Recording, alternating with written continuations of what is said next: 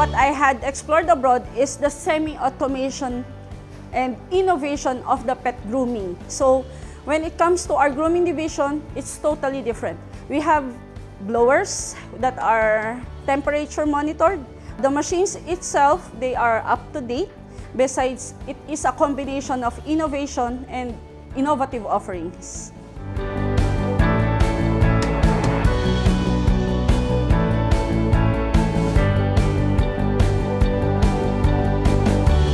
See how the environment is and how they are well taken care of. Of course, we had taken into consideration the cleanliness of the facility, the updated versions ng mga condo hotel, then also at the same time, yung playground.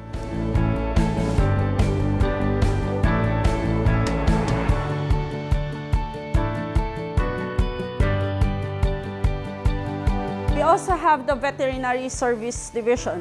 Veterinary service, we had a dedicated vet and also vet assistant to help us cater yung mga needs. For example, if there are sudden issues, health issues, particularly for cats and dogs, they can always come here. It offers a complete holistic set of services catering to the needs of the community.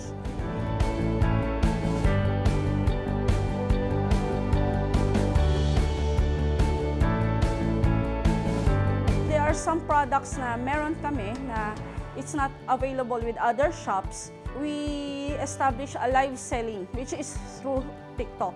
That is to give the market the convenience of checking in and checking out their baskets, and they can see these products with our company.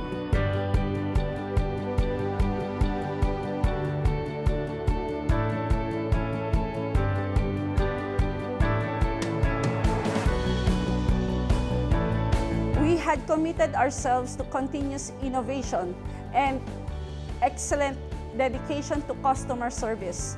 I'm asking all clients within the nearby community to help us make this company more successful by availing our services, our products, and as well as our service offerings.